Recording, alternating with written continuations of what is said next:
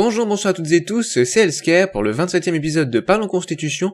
On continue un peu sur le pouvoir législatif et on va se demander comment prendre les décisions, comment sont prises les décisions dans les différentes assemblées qui composent le pouvoir législatif. Allez, c'est parti.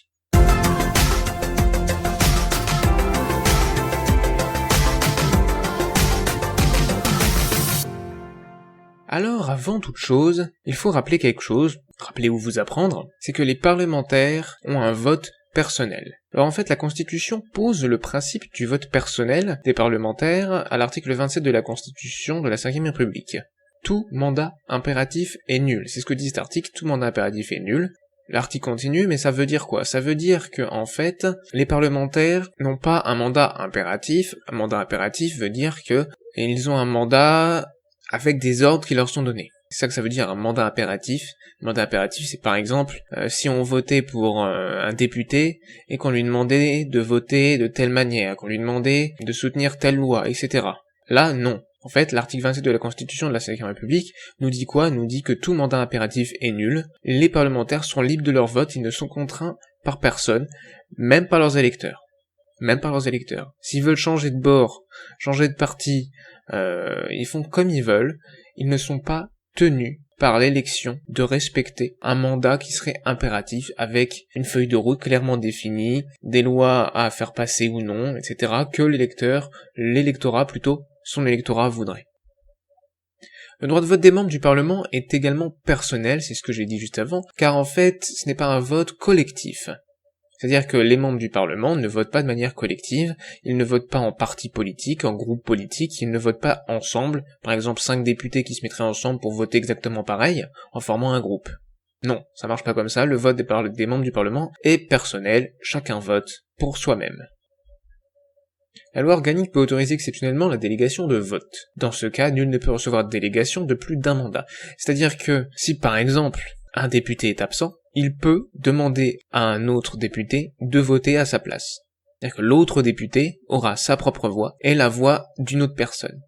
Ce qu'on appelle une délégation de vote, c'est autorisé exceptionnellement, pour certaines occasions, pour certaines raisons, et pas plus d'une à la fois, et bien sûr, il faut que ce soit écrit, il faut que, ce soit fait dans les règles. C'est d'ailleurs également possible de déléguer son vote, quand on vote au présidentiel ou législative, à des élections.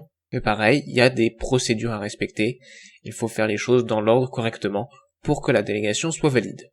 Alors une fois ça rappelé, on va pouvoir attaquer le sujet de cet épisode, comment prend-on les décisions? Comment prend-on les décisions au Parlement? Premièrement, les prises de décision à l'Assemblée nationale. Pour cette première partie, on va partir du droit actuel en vigueur, avant de voir les modifications éventuelles que je pense qu'il serait bon d'apporter. Alors, pour aborder l'organisation générale de l'Assemblée nationale, on va procéder en 10 points. Le premier point, c'est d'abord définir ce qu'est le règlement de l'Assemblée nationale. Le règlement de l'Assemblée nationale, c'est un texte organisant son fonctionnement interne. Il précise les procédures de délibération et détermine les règles disciplinaires s'appliquant à ses membres. Le président de l'Assemblée nationale est chargé de le faire respecter. Les députés peuvent quant à eux invoquer ces dispositions par des rappels au règlement. Ensuite, on va aller sur le contrôle constitutionnel. Le contrôle de constitutionnalité, car comme le précise l'article 61 de la Constitution, les règlements des assemblées doivent être conformes à la Constitution. Leur contrôle par le Conseil constitutionnel est obligatoire. Passons maintenant au vote d'une résolution, troisième point. Le règlement, ses modifications sont adoptées, le règlement est modifié par les députés par le vote de ce qu'on appelle une résolution.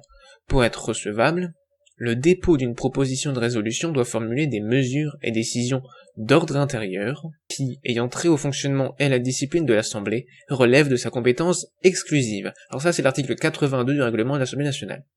C'est-à-dire qu'en fait, pour que les propositions de résolution soient recevables, il faut que ça concerne le règlement de l'Assemblée nationale. À quoi il sert? Ça peut pas concerner quelque chose de législatif, quelque chose de constitutionnel, ça concerne quelque chose qui concerne l'organisation propre de l'Assemblée nationale. Ensuite, venons-en aux groupes politiques et aux organes de l'Assemblée nationale. On va pas aborder en détail ici les groupes politiques, d'ailleurs on n'aborde rien en détail, pas dans les détails les plus poussés, les plus petits, parce que sinon ça prendrait des heures et des heures de travail pour décortiquer le règlement de l'Assemblée nationale. On ne fait que donner les grandes lignes, les choses les plus importantes dans cette vidéo, qui est déjà bien assez longue. Vous le voyez sans doute en bas de votre écran. Et on est encore qu'au début. Alors, les groupes politiques, en fait, ils proposent, on verra ce que c'est juste après, hein, les groupes politiques, dans la partie B du grand 1, les groupes politiques proposent les candidatures de leurs membres aux organes de l'Assemblée nationale. Quels organes? Les organes à proportionnels, ce sont les commissions permanentes, qu'on verra encore plus tard, qu'on a déjà un petit peu parlé, dans l'épisode précédent, dans l'épisode 26, concernant le travail des commissions, qui fait partie intégrante de la procédure d'élaboration de la loi. Et quoi d'autre? Le bureau, mais ça on va y venir un petit peu plus loin dans cette première sous-partie. Alors maintenant le scrutin secret. Alors en fait, le scrutin secret est utilisé pour élire le président et les membres du bureau de chaque assemblée. S'il y a absence, en fait en cas d'absence, d'accord des groupes politiques entre eux sur la répartition des postes à pourvoir. C'est-à-dire que si la répartition de ces postes à pourvoir n'est pas décidée d'un commun accord entre les groupes politiques qui représentent l'Assemblée nationale, qui sont dans l'Assemblée nationale, alors on va procéder à un vote. Mais sinon, il n'y en a pas. Sinon, c'est décidé, voilà, il y a accord, ils décident, alors moi je prendrais bien celui-ci, non, j'ai pas très envie que toi t'aies le poste, alors moi je voudrais un poste de vice-président, oui mais t'es un trop petit groupe, du coup non, voilà. Ce genre de choses. S'il y a des accords, le scrutin secret s'applique, il y a élection du président de l'Assemblée nationale et des membres du bureau. C'est marqué de chaque assemblée car bien sûr ça s'applique également actuellement au Sénat. Ou là, enfin c'est pareil. Le scrutin secret c'est pour l'Assemblée nationale et le Sénat s'ils votent, en fait comme pour les élections que chaque citoyen fait, hein, quand il y a une élection législative, une élection présidentielle, départementale, régionale, européenne. Eh bien, on va voter, on va où? Dans un isoloir. C'est le scrutin secret, et c'est ce qui se passe quand il n'y a pas d'accord et qu'il faut élire le président de l'Assemblée nationale et les membres du bureau. Alors bien sûr, pour moi c'est à garder, surtout car ça évite les pressions, les menaces, le chantage, la corruption, etc. entre les députés. Et les votes s'effectuent selon la méthode Borda modifiée. Pourquoi?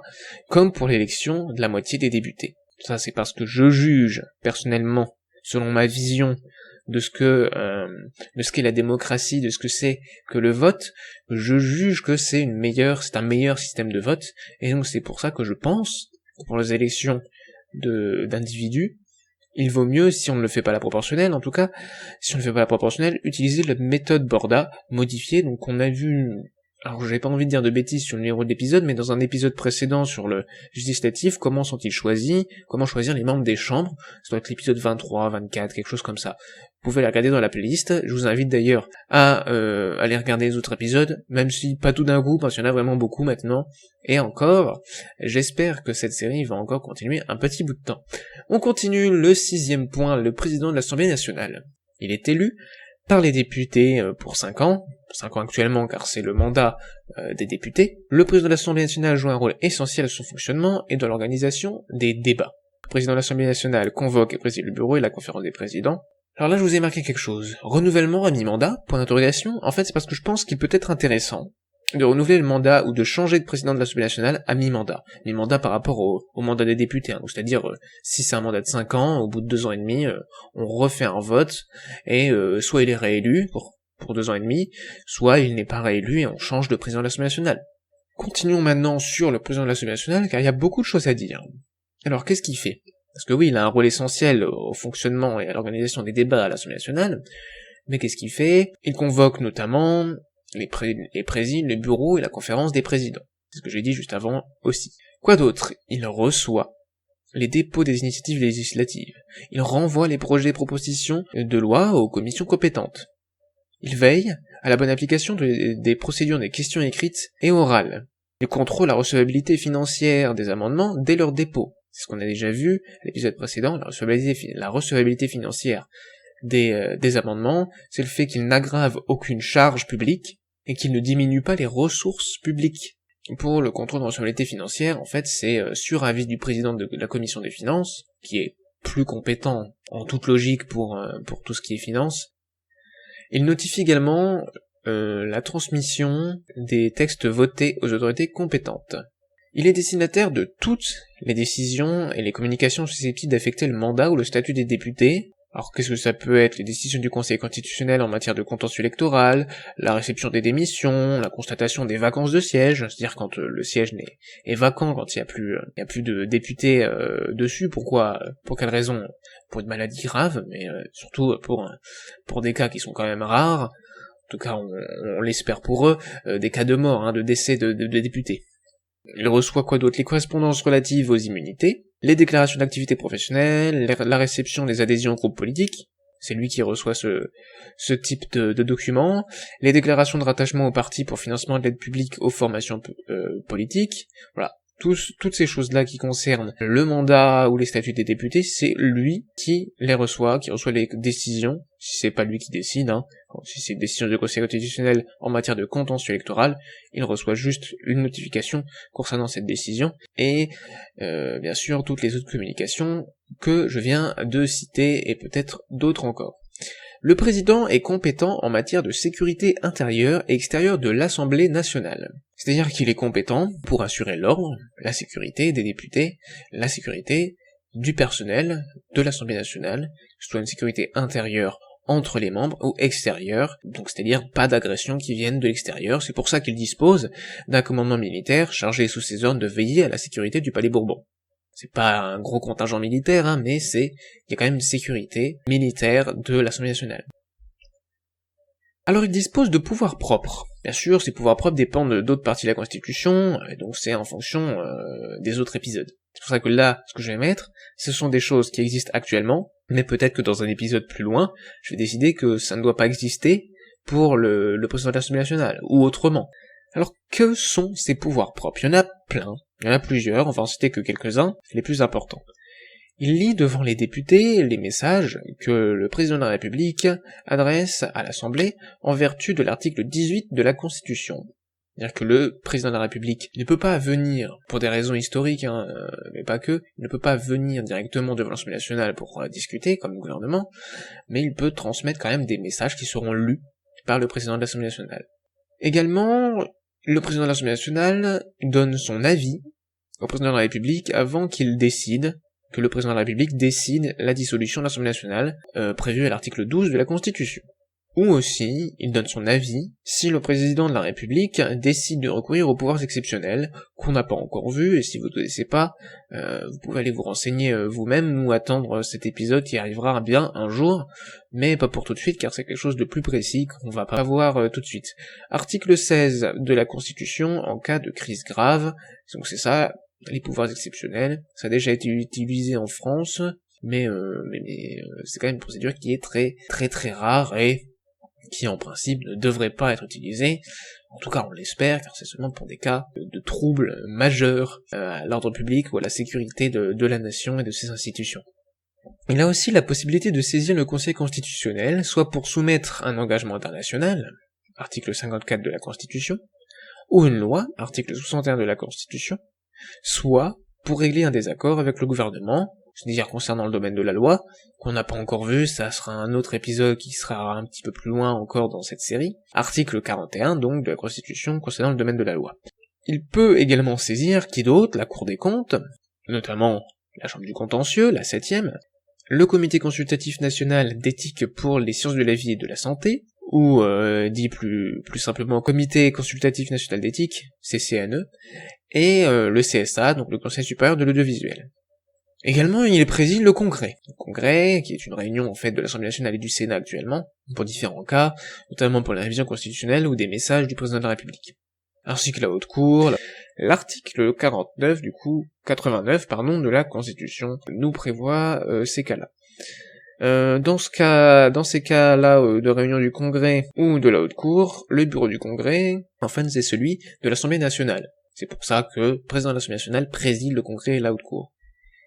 Alors il a également des pouvoirs de nomination, qui dépendent également encore de possibles changements par ou dans d'autres épisodes, notamment des pouvoirs importants en matière de nomination, comme les articles 56 et 65. L'article 56, c'est pour une désignation, en fait, il désigne 3 membres du Conseil constitutionnel actuellement, l'article 56, et 2 membres du Conseil supérieur de la magistrature, l'article 65 de la Constitution dispose cela. Mais il y a d'autres pouvoirs de nomination, j'en cite juste un dernier, il nomme 3 membres du Conseil supérieur de l'audiovisuel, donc du CSA, donc ça c'est ce qui est inscrit à la loi du 30 septembre 1986, qui a été modifié depuis. Bref, le président de l'Assemblée nationale a un rôle vraiment important dans le fonctionnement de l'Assemblée nationale, il est élu par les députés, et je pense que son mandat devrait être renouvelé à la mi-mandat d'un mandat classique de député, 5, 7, 8, 10 ans. Personnellement, je ne définis pas dans cette série, je ne vais pas définir de durée de mandat. Actuellement, c'est 5 ans. C'est suffisant? Est-ce que c'est suffisant réellement, ou est-ce qu'il faudrait pas 10 ans? 10 ans, c'est peut-être un peu beaucoup. Bon, peu importe. Peu importe, c'est important qu'il y ait un renouvellement des députés, mais que ce soit tous les 5 ans ou 10 ans, personnellement, j'ai pas trop d'avis là-dessus. Enfin, je trouve que c'est similaire. C'est 10 ans, ça commence à faire beaucoup. Pas plus de 10 ans, en tout cas, selon moi. Mais je ne suis pas fermé à que ce soit 4 ans, 5 ans, 6 ans, 7 ans, 8 ans, 9 ans, 10 ans, pas 15, surtout pas 15, c'est beaucoup trop, surtout pour un député qui ferait ça à plein temps. Hein. Faut aussi penser à eux, hein, c'est du travail député. Hein. On le croit pas, parce que quand on voit les bancs de l'Assemblée nationale qui sont vides, mais c'est du travail, notamment en commission, et ça on ne le voit pas forcément à la télé quand on regarde des images de l'Assemblée nationale, mais il y a du travail en commission, il y a du travail de communication, du travail aussi pour réfléchir, élaborer des projets de loi, enfin des propositions de loi plutôt, ou des amendements, et aussi un travail qui est fait dans leur circonscription quand ils en ont une. Actuellement ils en ont une, mais avec les changements que je propose, ils en auront pas tous une. Je vous invite à revoir l'épisode concernant la désignation, le choix des membres de l'Assemblée nationale et des autres assemblées du Parlement. On continue, on va pas s'attarder là-dessus plus longtemps. Le président de séance. En principe, c'est le président de l'Assemblée nationale. Mais pas que, c'est peut-être aussi parce qu'il va pas présider toutes les séances publiques, ça peut être aussi un des 6 vice-présidents. Que fait le président de séance? Il doit faire en sorte que les débats se déroulent dans le calme et la sérénité. Il a donc des pouvoirs de police. Il peut rappeler un député à l'ordre s'il trouble la séance. C'est le seul habilité aussi à donner ou retirer la parole à un député. Il a un rôle donc essentiel dans le déroulement des débats et dans l'élaboration du texte voté par l'Assemblée nationale. Le bureau et les questeurs. Alors, vous savez peut-être pas ce que c'est qu'un questeur, on verra juste après. D'abord, qu'est-ce que le bureau? Le bureau, en fait, il est composé du président de l'Assemblée nationale, des 6 vice-présidents, de 3 questeurs, et de 12 secrétaires. Et en fait, c'est l'organe qui est chargé des décisions importantes concernant le fonctionnement de l'Assemblée. Il est constitué de députés issus de tous les groupes politiques. Le bureau est l'instance de décision la plus élevée en ce qui concerne l'organisation des débats et la direction des services. Les 3 questeurs, notamment, ils assurent collégialement la préparation et l'exécution du budget de l'Assemblée nationale. Je vais dire du budget de l'État, non, faut peut-être pas exagérer, hein. Les 3 questeurs assurent collégialement la préparation et l'exécution du budget de l'Assemblée nationale, c'est déjà pas mal, c'est déjà quelque chose, un rôle important au sein de l'Assemblée nationale, même si pas aussi important que président de l'Assemblée nationale. Mais on va revenir juste après sur les questeurs. Alors donc c'est l'instance de décision la plus élevée, comme je l'ai dit, pour l'organisation des débats et la direction des services. Le bureau est renouvelé chaque année, en octobre, à la séance d'ouverture de la session ordinaire. La composition du bureau s'efforce de reproduire l'équilibre des forces politiques à l'intérieur de l'Assemblée nationale. S'il y a un groupe politique qui fait la moitié des députés, il devra faire à peu près la moitié des membres du bureau. À peu près. S'il y a un groupe politique qui représente 1/5, il devra représenter à peu près 1/5 des membres du bureau. Les secrétaires du bureau, alors qu'est-ce qu'ils font? Ils constatent les votes et les résultats des scrutins. Le bureau, de façon plus générale, donc il organise et dirige les services de l'Assemblée nationale. Qu'est-ce que c'est? À quoi ça sert? C'est quoi des services de l'Assemblée nationale? Qu'est-ce qu'ils font? Eh bien, ils ont pour tâche d'aider les parlementaires dans le travail législatif. Ils assurent également, sous contrôle des questeurs, la gestion administrative et financière de l'Assemblée nationale. Justement, c'est ce dont on va parler maintenant. Les questeurs assurent la gestion administrative et financière de l'Assemblée nationale, avec une partie des services de l'Assemblée nationale. Ils l'assurent en collège, c'est-à-dire collégialement, c'est-à-dire en groupe, tous ensemble, il n'y en a pas un qui est responsable et pas les 2 autres, ils sont responsables collégialement, tous les 3, de cette gestion administrative et financière. Ils assurent également la gestion du personnel, c'est eux qui sont chargés de ça, et ils préparent et exécutent le budget. Maintenant, passons à la conférence des présidents. J'espère que vous avez bien compris, le questeur s'occupe plus de la direction, la direction des services et tout ce qui concerne l'organisation en termes budgétaires, en termes d'argent, en termes de pognon, quoi. Hein. Les secrétaires, eux, s'occupent, disons, des votes, dans les bonnes conditions, qu'il n'y a pas de triche, ce genre de choses. Hein. Voilà. C'est les secrétaires qui s'occupent de ça, et le bureau, c'est l'organe le plus élevé qui chapeaute un peu toute l'organisation de l'Assemblée nationale. L'organisation interne, hein. Parce que la conférence des présidents, elle a un rôle aussi à jouer qui est important. En fait, la conférence des présidents, c'est l'organe qui est très important aussi à la vie parlementaire, puisqu'en fait, la conférence prépare l'organisation du travail de l'Assemblée nationale en séance publique. C'est elle qui, à partir de l'ordre du jour prioritaire qui a été notifié par le gouvernement, et les propositions qui ont été formulées, en complément, c'est elle qui vient fixer l'ordre du jour. Et donc fixer l'ordre du jour, c'est quoi? C'est aussi déterminer des priorités politiques. Pourquoi? Parce que quand on décide de voter telle loi et pas telle autre à tel moment, de la reporter à plus tard, c'est choisir ce qui est le plus important pour le moment, ce qui est le plus important de voter, donc déterminer des priorités. Priorités politiques, évidemment. Et quand il y a bien une majorité forte qui se dégage, cette majorité forte, donc d'un groupe politique, d'un parti politique à l'Assemblée nationale, ça va se répercuter évidemment sur l'ordre du jour. L'ordre du jour qui va représenter les priorités politiques de la majorité. Majorité qui est souvent celle du gouvernement. Et en principe même celle du gouvernement.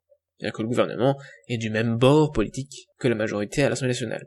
Et comme, actuellement en tout cas, le gouvernement a plus d'emprise sur l'ordre du jour que les députés, eh bien du fait de la majorité qui est à l'Assemblée nationale, l'ordre du jour reflète les priorités politiques de cette majorité-là, du gouvernement. Mais la conférence des présidents ne fait pas que ça, que fixer l'ordre du jour, elle fait d'autres choses. On verra après qui sont un peu du même ordre, mais qui sont intéressantes à noter aussi. Mais alors c'est quoi la conférence des présidents? Car c'est qui en fait? Elle fait quoi? On le sait à peu près, mais qui c'est? C'est qui? Elle regroupe qui? Elle réunit qui? Elle réunit en fait une fois par semaine en période de session, bien sûr, les périodes de session on verra juste après, regroupe le président de l'Assemblée nationale, les 6 vice-présidents, les présidents des commissions permanentes, les présidents des groupes parlementaires, le rapporteur général de la commission des finances, et, le cas échéant, les présidents des commissions spéciales. On verra plus tard ce qu'est une commission spéciale. Le gouvernement, il est là aussi, il est généralement représenté par le ministre chargé des relations avec le Parlement. Et qu'est-ce qu'il fait? Il transmet à la conférence des présidents les prévisions du gouvernement pour 3 semaines. C'est lui qui vient dire les priorités politiques du gouvernement, qui vient dire quel ordre du jour fixé par le gouvernement doit être respecté. C'est le ministre chargé des relations avec le Parlement. En général, c'est pas toujours le cas, c'est pas une obligation en soi, mais c'est ce qu'il y a de plus logique. Qu'est-ce qu'il fait d'autre en fait? Qu'est-ce qu'elle fait d'autre cette conférence des présidents? Elle établit le programme de travail pour 2 semaines en cours, et pour les 2 semaines suivantes. Et ce programme de travail, il sera publié au JORF, je rappelle, le journal officiel de la République française, qui regroupe tous les textes de loi, les textes officiels des institutions de l'État, les lois, les décrets, et justement ce programme de travail-là compris, et plein d'autres choses. On regroupe tous ces documents officiels, institutionnels, qui sont édictés et promulgués. Que fait d'autre la conférence des présidents? Elle répartit le temps de parole. Et oui, comme elle fixe l'ordre du jour, elle doit aussi répartir le temps de parole qui est accordé aux orateurs. Elle le répartit du coup dans la discussion du texte, ou dans les débats, entre les différents groupes, et qui doit parler. Qu'est-ce qu'elle fait d'autre? Et bien sûr, c'est surtout si elle décide, s'il y a une décision d'appliquer la procédure du temps législatif programmé. Et la conférence des présidents, elle est compétente également pour organiser les séances hebdomadaires de questions orales, donc les QAG, les questions au gouvernement, élaborer également les conditions et la durée de discussion de la loi des lois de finances, et de financement de la sécurité sociale. Elle peut décider de procéder à un vote par scrutin public sur certains textes, et elle en fixe la date, et elle organise les discussions des motions de censure. Donc elle organise vraiment tout ce qui concerne le débat en séance plénière, en séance publique, à l'Assemblée nationale, et l'ordre du jour. Passons maintenant à quelque chose qui est pas très bien compris, en général, c'est tout ce qui concerne les sessions. Qu'est-ce que c'est qu'une session? Qu'est-ce que c'est qu'une séance? Voilà, on ne sait pas trop. Les gens ne savent pas, on peut leur poser la question, mais ils ne savent pas trop la différence. En fait, dans le vocabulaire du Parlement, ce sont des choses différentes, même assez différentes, et il y a différents types de sessions, les sessions ordinaires, les sessions extraordinaires, et les sessions de plein droit.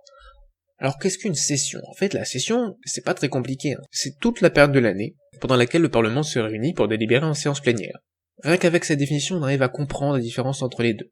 La session, c'est quand le Parlement est réuni. En gros, c'est quand il est pas en vacances, pour le dire plus simplement, et c'est pendant une certaine période de l'année. En gros, c'est quand il est réuni. Quand il peut aller voter en séance plénière des textes de loi, et donc la session ordinaire, c'est une session unique de 9 mois. Depuis la réforme constitutionnelle du 4 août 1995, personnellement, je vois pas pourquoi ça changerait, c'est très bien comme ça. Et il ne faut pas confondre du coup la session et la séance. Une séance, c'est une simple réunion au sein du Parlement des députés dans l'hémicycle, pour voter une loi, par exemple, notamment, mais ça peut être aussi pour les questions au gouvernement ou pour d'autres choses, mais c'est ça qu'on appelle une séance. À côté, il y a d'autres choses que fait l'Assemblée nationale, notamment les commissions parlementaires, les commissions permanentes de l'Assemblée nationale ou du Sénat, qui travaillent à côté, donc pas en séance. Et les sessions, c'est le temps, enfin c'est la période de l'année, au cours de laquelle l'Assemblée nationale, le Parlement en général, on va revenir juste après, le Parlement en général, peut se rassembler au sein de leur hémicycle, en séance plénière, en séance publique, tous ensemble. Est-ce que c'est clair? Session, période de l'année, au cours de laquelle le Parlement se réunit en séance plénière. Séance plénière, plénière vient de plein, où ils sont tous ensemble, ils se rassemblent tous ensemble, tous les députés, au sein d'une même salle, l'hémicycle, que vous avez sans doute déjà vu, à la télé, ou même dans cette série, j'ai déjà montré, je crois, quelques photos. Le nombre maximal de jours de séance est limité au cours de cette session, mais la répartition par les assemblées ne l'est pas. Les assemblées déterminent elles-mêmes les semaines, jours et horaires de séance au sein de cette session. Quand même une certaine marge de liberté. Et ce régime des sessions, en fait, il est organisé par quoi? Par la Constitution, bien sûr, et elle détermine un nombre maxi de jours de séance selon différents types de sessions. On va voir la session ordinaire, puisque c'est ce qui est le plus important. L'article 28 de la Constitution dispose que le Parlement se réunit de plein droit c'est pas une session de plein droit, hein, attention, c'est juste une façon de le dire, hein. Les sessions de plein droit, on les distingue des sessions ordinaires, parce qu'en fait c'est d'autres types de sessions qui sont un peu particulières. Mais bref, ça c'est une session ordinaire, le Parlement se réunit de plein droit en une session ordinaire, c'est marqué, qui commence le premier jour ouvrable d'octobre et prend fin le dernier jour ouvrable de juin, tout simplement. Et cette limite est de 120 jours de séance par session. Donc ils ne peuvent pas se réunir plus de 120 jours par session. Et l'Assemblée nationale, tout comme le Sénat, détermine quels sont ces jours au sein de cette période qui va du premier jour d'octobre au dernier jour de juin. Ils répartissent ces 120 jours. Ou moins, ils peuvent choisir d'en répartir moins, d'en mettre moins, mais en tout cas, ils sont limités dans cette période à un certain nombre de jours, qu'ils répartissent comme ils veulent. Pourquoi il y a eu cette limite? C'est en fait pour limiter l'inflation législative. Pour limiter, qu'est-ce que l'inflation législative? C'est le fait que les lois soient de plus en plus nombreuses. L'inflation du nombre des lois, l'augmentation de la quantité de lois qui sont votées aussi chaque année. Des jours de séance supplémentaires peuvent être décidés par le Premier ministre après consultation du président de l'Assemblée concernée ou par la majorité des chambres de chaque assemblée. Donc majorité des députés en ce qui concerne l'Assemblée nationale. La durée de la session ordinaire n'est pas affectée par l'expiration des pouvoirs de l'Assemblée nationale, c'est-à-dire qu'il y a l'échéance normale de mandat, le 3e mardi de juin de la 5e année qui suit son élection selon l'article L.0.121 du Code électoral, ou alors ce n'est pas non plus affecté par l'expiration des pouvoirs de l'Assemblée nationale lors de la dissolution prononcée par le président de la République en vertu de l'article 12 de la Constitution.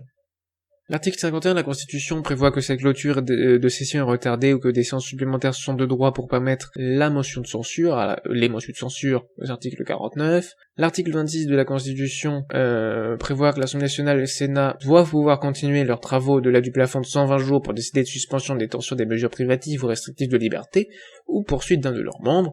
Tout ça, je le dis, mais pour que ce soit dit, en fait, c'est pas vraiment ce qui est essentiel ici. Concernant les sessions extraordinaires, donc, elles sont ouvertes et closes par un décret du président de la République, c'est ce qui est prévu aux articles 29 et 30 de la Constitution. Cette session extraordinaire est possible sur un ordre du jour déterminé, c'est-à-dire qu'il faut qu'il y ait une raison pour cette réunion, pour cette session, et si cette session extraordinaire a été convoquée à la demande d'une majorité de députés, le décret de clôture intervient dès l'épuisement de l'ordre du jour, et, en tout état de cause, 12 jours au plus après l'ouverture de la session.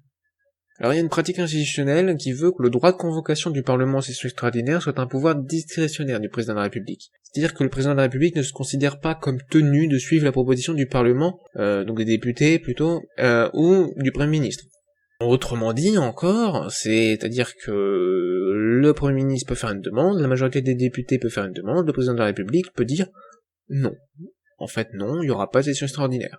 Oui, il peut évidemment dire oui, mais il peut aussi dire non. C'est ça, le fait que ce soit discrétionnaire, il n'est pas lié par la demande. C'est pas quand le Premier ministre fait une demande que le président de la République doit dire « Ok, il y aura une session extraordinaire ». Et donc ça, c'est une pratique institutionnelle, c'est pas noté très clairement dans la Constitution. Et pour moi, ça devrait.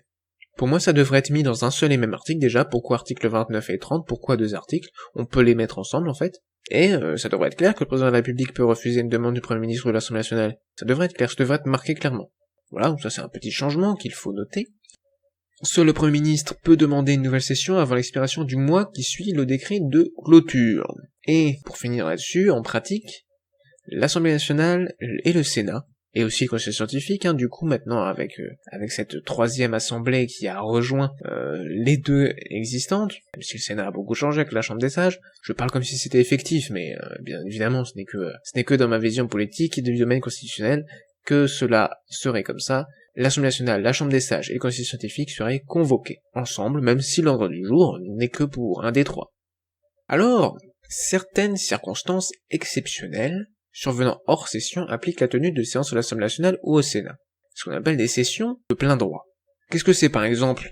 Ça peut être la mise en œuvre des pouvoirs exceptionnels de l'article 16 de la Constitution, ou pour entendre un message du président de la République. L'Assemblée nationale se réunit donc de plein droit également après les élections législatives, suivant la dissolution. L'article 12 prévoit que l'Assemblée nationale nouvellement élue se réunit à compter du deuxième jeudi suivant l'élection, une session de droit de 15 jours étant ouverte. Les 3 assemblées peuvent se réunir. 2 actuellement, mais 3, il faudrait remplacer ça par 3, les 3 assemblées peuvent se réunir dans ce cas-là. Si cette première réunion a lieu en dehors de la période prévue pour la session ordinaire, évidemment qu'il y aurait cette session de plein droit. Et si cette première réunion se tient à moins de 15 jours de la fin de la session ordinaire, celle-ci serait prolongée d'autant par une session de droit. L'article 18 également prévoit que les 2 assemblées sont réunies spécialement hors session pour entendre une lecture du message du président de la République, donc soit un message à chaque assemblée, soit aussi au Parlement réuni en congrès. Et là j'ai bien dit 2 assemblées et pas 3, mais on le verra plus tard, parce que le Conseil scientifique n'a pas, selon moi, à s'assembler, se réunir avec l'Assemblée nationale et la Chambre des Sages. Pour des raisons qu'on évoquera un tout petit peu plus loin dans cet épisode, mais quand même dans cet épisode, contrairement à d'autres sujets qu'on abordera dans d'autres épisodes. C'est compliqué quand même de faire cette série parce que tout est un peu entremêlé. Il y a des choses qu'on a besoin de voir avant d'autres, mais en même temps, on est obligé de parler de certaines choses qu'on n'a pas encore vues. Mais on s'en sort très bien, je pense que vous comprenez globalement tous les messages qu'il y a dans cet épisode et dans cette série, tous les changements, tout ce que je dis qui existe actuellement, tout le droit actuel, je pense que vous comprenez, je pense que je suis assez clair. Si je ne le suis pas, vous pouvez bien évidemment poser des questions dans les commentaires, et y répondre entre vous, ou alors, peut-être que j'y répondrai moi-même si je les vois, ces commentaires. Et si je suis toujours là pour y répondre, parce que, évidemment, si ça fait 2-3 ans que cette vidéo est sortie, peut-être que je serai plus là, plus actif pour y répondre. Je n'en sais rien. On continue cet épisode. C'était juste pour laisser un peu de temps pour souffler, parce que c'est quand même un rythme assez soutenu, peut-être un peu moins que l'épisode précédent, qui a duré presque 1h30, à peu près 1h30, et j'espère que celui-là ne va pas durer autant. Attention, vous le savez, moi non. On continue du coup maintenant. Est-ce qu'il y a des choses que je n'ai pas dit quand l'Assemblée nationale est réunie? Elle ne siège pas en permanence, donc avant de voir les groupes politiques, il faut quand même me dire ça.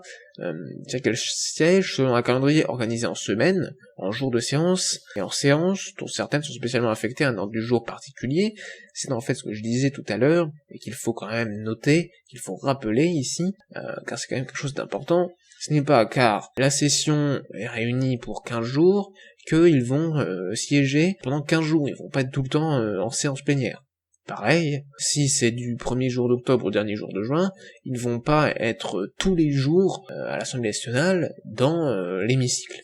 Il y a un calendrier qui sera respecté, et un calendrier qui sera limité à 120 jours pour le cas de la de la session ordinaire. Vous voyez, moi aussi je m'embrouille, faites attention à votre vocabulaire, Et je l'ai peut-être un petit peu évoqué, mais c'est vraiment quelque chose d'important. Ce n'est pas car il n'y a pas de session en cours, ou qu'il n'y a pas de séance en cours, que les députés ne travaillent pas. Déjà, ils travaillent dans leur circonscription, ou pour d'autres choses pour eux en tant que personnes politiques, mais ils travaillent aussi à l'Assemblée nationale. Car les assemblées ne peuvent peut-être pas tenir de séances plénières, et ne peuvent pas voter les lois, mais rien ne leur interdit, rien n'interdit à leurs instances internes, principalement les commissions permanentes, de se réunir en vue de préparer le travail législatif de la session suivante, ou d'exercer leur contrôle sur le gouvernement.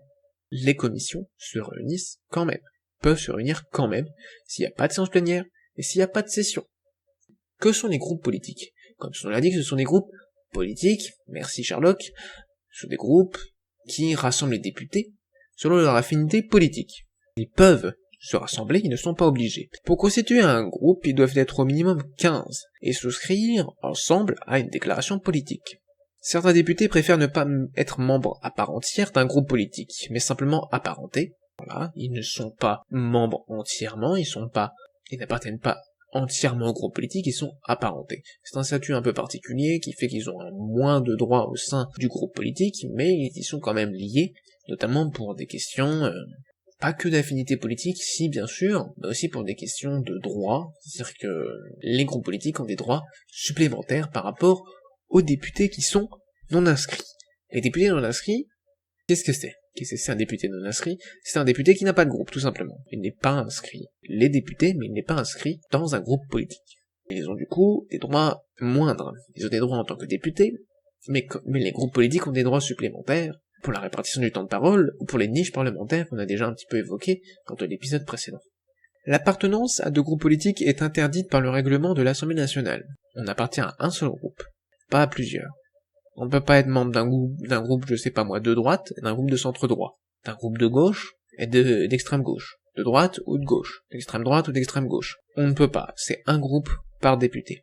Pour plein de raisons, pour des raisons de lisibilité, pour des raisons d'équité entre les députés. Voilà, il y a plein de raisons qui peuvent justifier ça. Passons à la suite, car je pense que c'est bien compris. Alors chaque groupe politique dispose de locaux dans le Palais Bourbon, et c'est pour ça également que certains députés qui ne veulent pas être membres à part entière, pas être attachés complètement à un groupe politique, décident d'être apparentés au groupe.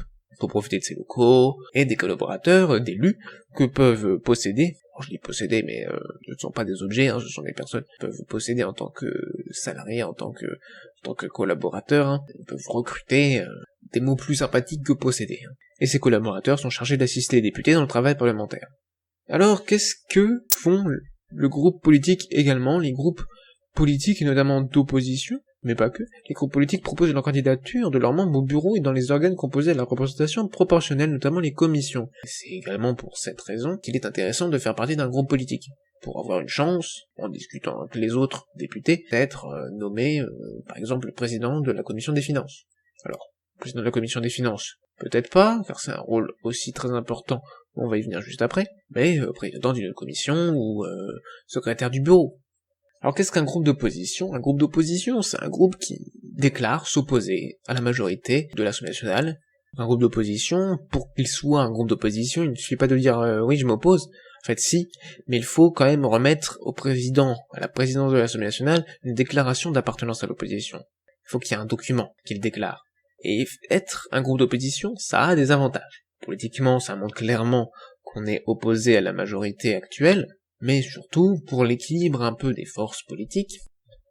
Les groupes d'opposition bénéficient de droits supplémentaires, notamment le poste de premier vice-président de l'Assemblée nationale, l'attribution d'au moins la moitié des questions au gouvernement, et la moitié du temps de parole lors des débats de contrôle. Donc vraiment, ça a un intérêt de faire partie de l'opposition, de se déclarer comme opposition. On appelle les groupes minoritaires les groupes qui ne sont pas déclarés comme opposition, mais qui ne comptent pas l'effectif le plus élevé de l'Assemblée.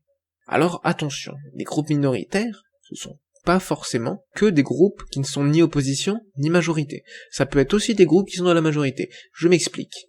Un groupe minoritaire, il ne fait pas partie d'un groupe d'opposition, ce n'est pas un groupe d'opposition, mais ça peut tout à fait être un groupe de la majorité, qui sont moins nombreux. Il y a un groupe majoritaire, un groupe qui est le plus nombreux, c'est lui, le groupe majoritaire.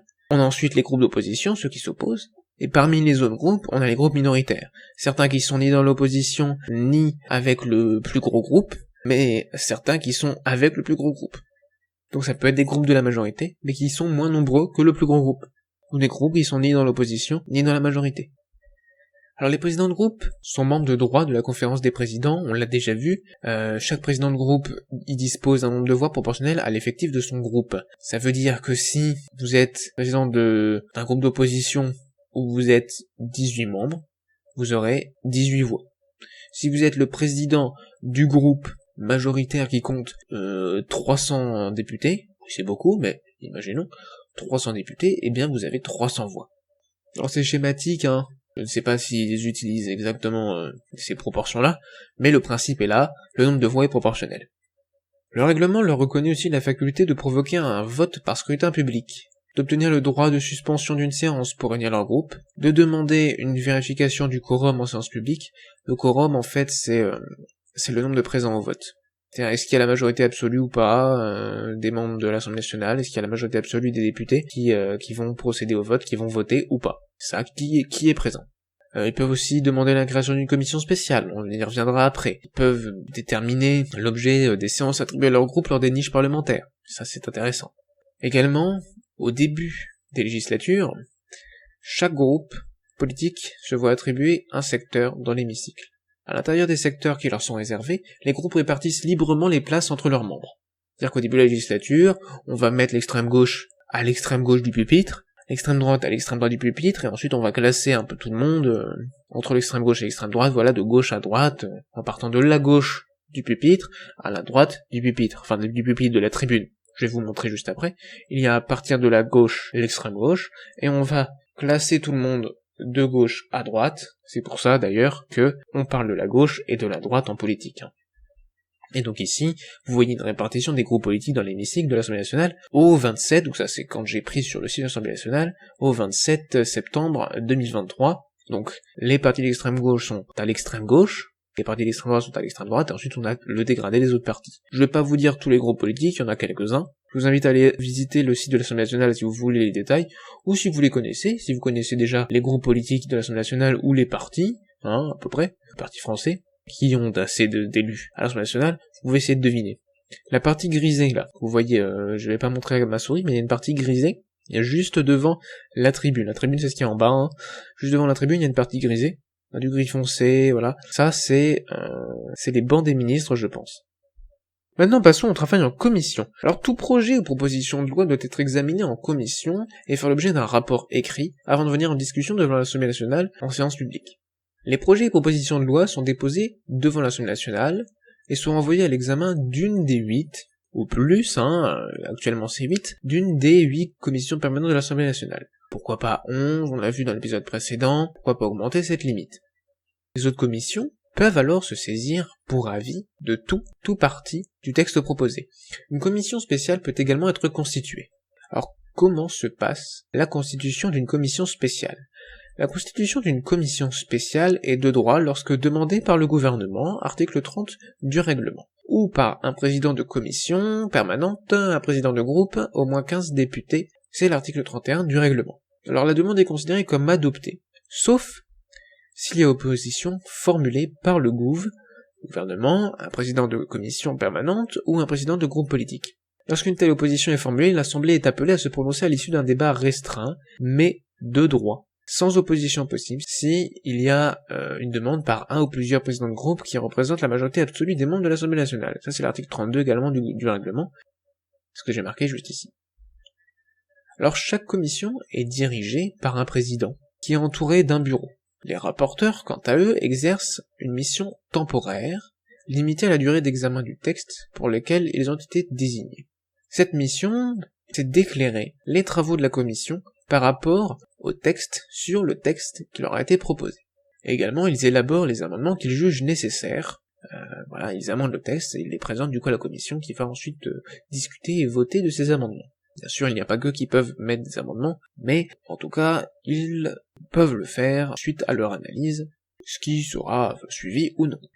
6 mois après l'entrée en vigueur de la loi, le rapporteur et un autre député, qui peut être désigné dès qu'un projet ou proposition de loi est renvoyé à une des commissions, sachant que un des deux, entre le rapporteur et l'autre député, doit appartenir à un groupe d'opposition, eh bien ces deux députés, doivent présenter à la commission un rapport d'information sur la parution des textes d'application nécessaires. Les textes qui viennent appliquer la loi en fait.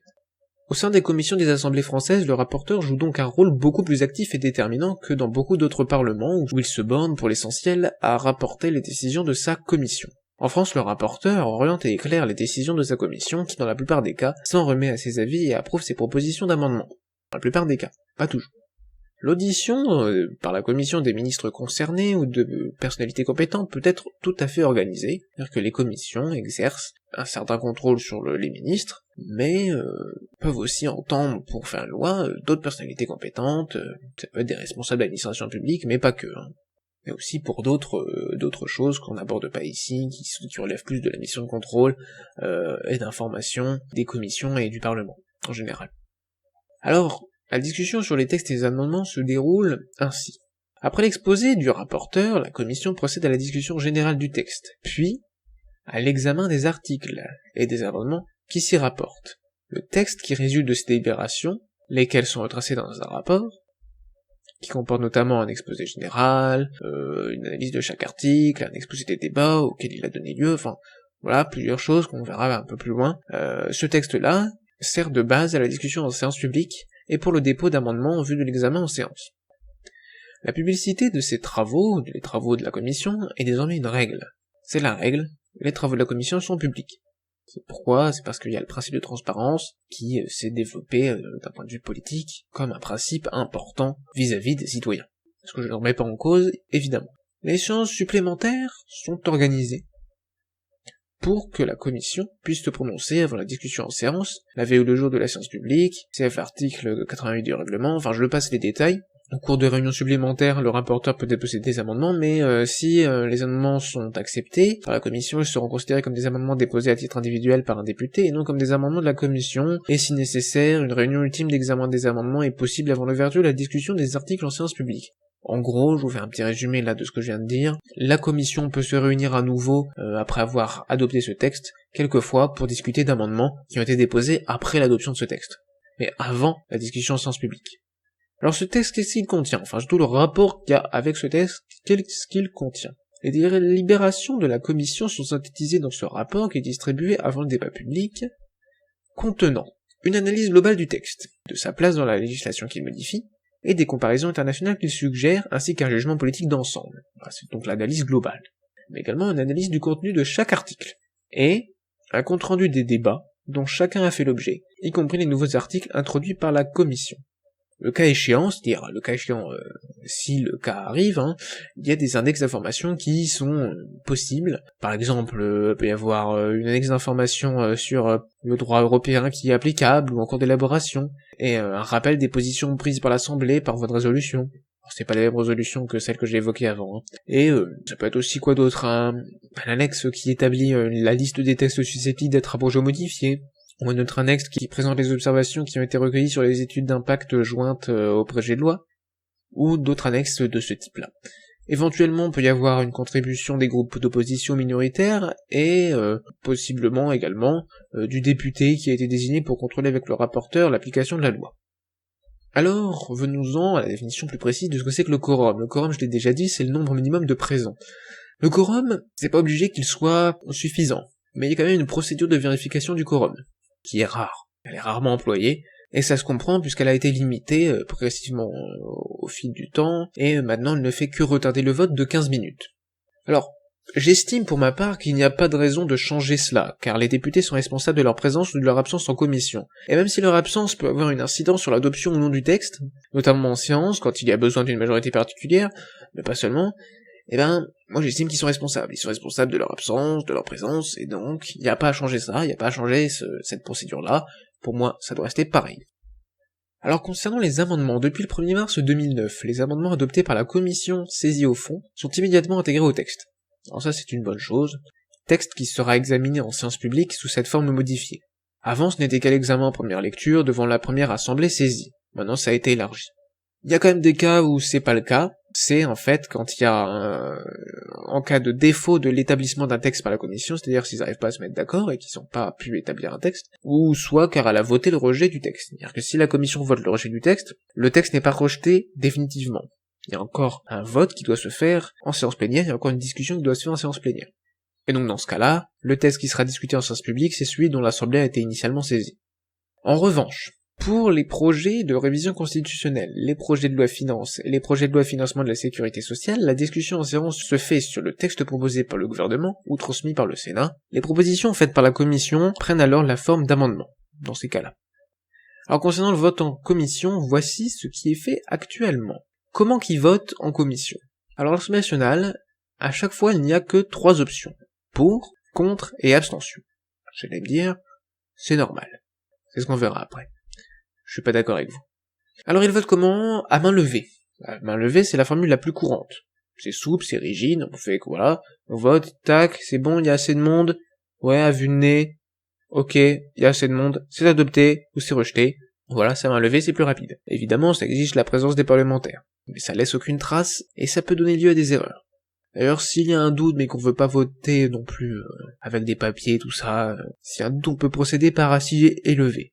C'est-à-dire que ceux qui s'abstiennent restent assis, les autres se lèvent. Ça permet de mieux voir que les mains, c'est plus facile de compter quand les gens sont debout que quand les gens lèvent simplement leurs mains. Mais bref, c'est la méthode la plus utilisée, car la plus simple, la plus rapide, mais pas forcément la plus juste, la plus juste et la plus sûre, pour éviter les erreurs. Et donc dans les cas où ils font un vote par scrutin public ordinaire. C'est-à-dire soit grâce à des machines électroniques qui s'appuient sur des boutons, pour, contre ou abstention, ou soit grâce à des bulletins de couleur. Ça c'est ce qui se fait au Sénat par exemple. Moi je propose de modifier complètement ça. Il y aurait une nouvelle procédure de vote. En fait, moi ça me convient pas. Peut-être que pour vous, pour, contre, abstention, ça a l'air d'être des choix suffisants. Pour moi, il devrait y avoir plus que ça.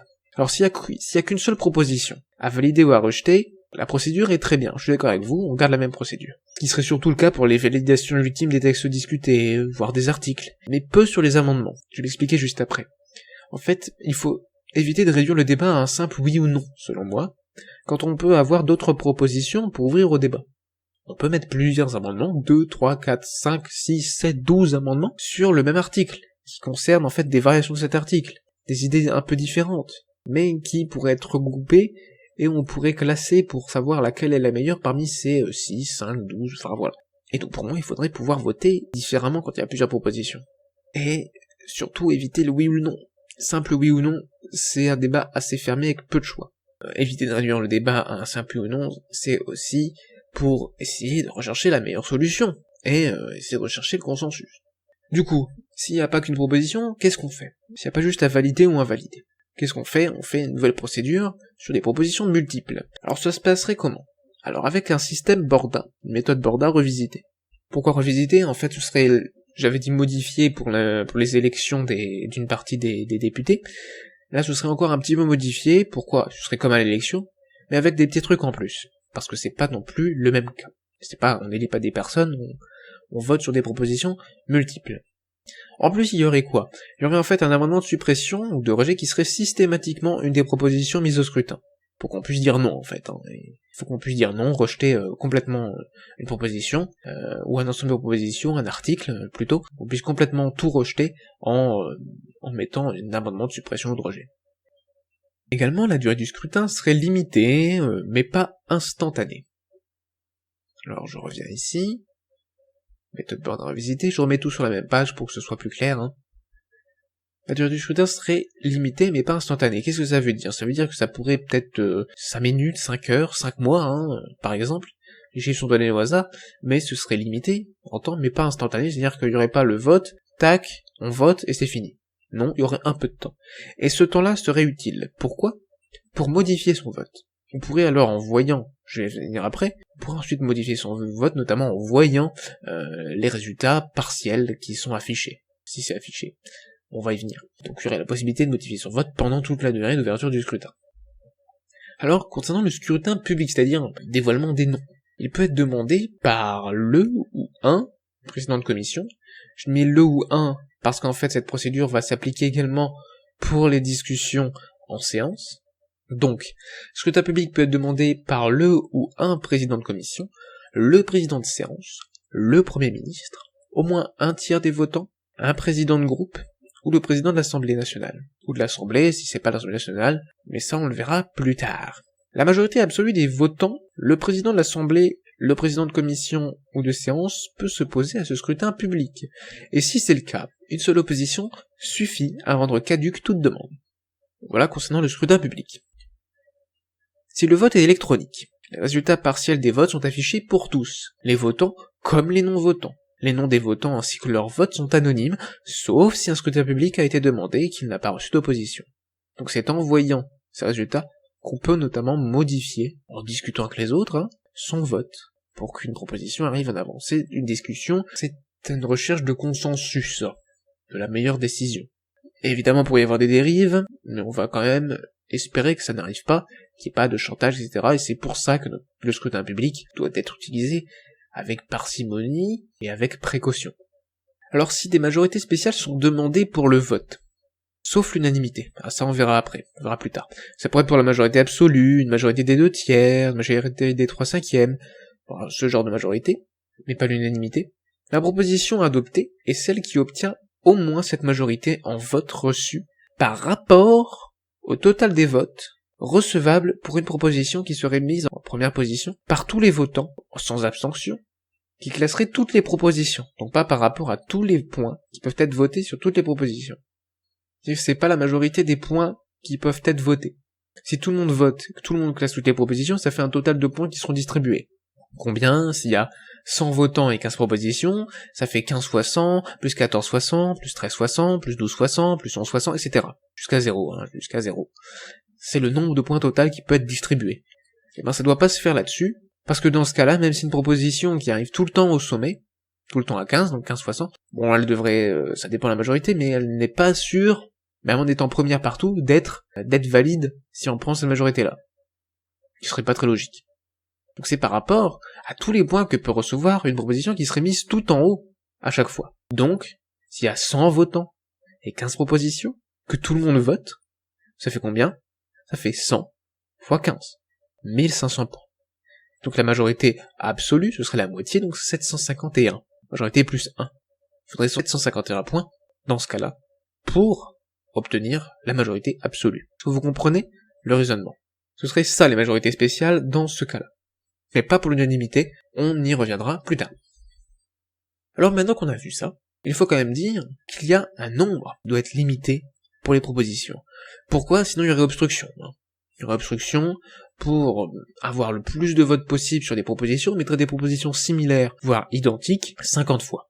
Ce qui flouderait, pour reprendre un terme d'internet, ce qui flouderait complètement, ça ferait du flou, ça ferait des spams, ce serait un bordel sans nom, il y aurait 150 propositions, ce serait difficile à classer, donc pour moi il faut une limite, pour éviter l'obstruction et des votes qui seraient interminables, et surtout très difficiles pour les députés, juste de pas être réglo, L'obstruction là ce serait vraiment pas réglo. Et de combien cette limite?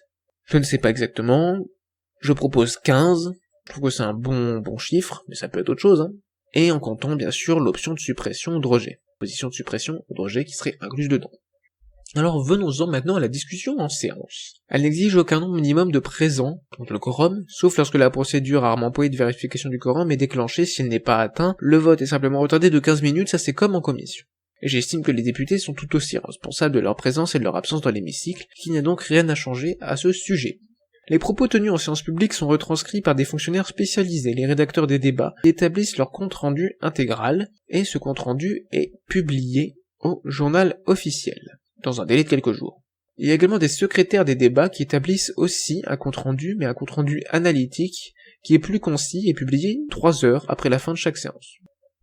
Le gouvernement est présent. Les députés prennent la parole quand le président de séance la leur donne, soit depuis leur place, intervention courte, intervention sur article ou sur amendement, soit depuis la tribune pour les interventions dans les discussions générales d'un texte ou le débat sur déclaration ou une motion de censure. Je sais, il y a beaucoup de choses, je n'écris pas tout parce qu'il y a beaucoup trop de choses, mais j'essaie de voir quand même à peu près tout ce qui est important. Le gouvernement est présent durant les séances pour répondre aux questions ou pour défendre sa position sur un texte de loi.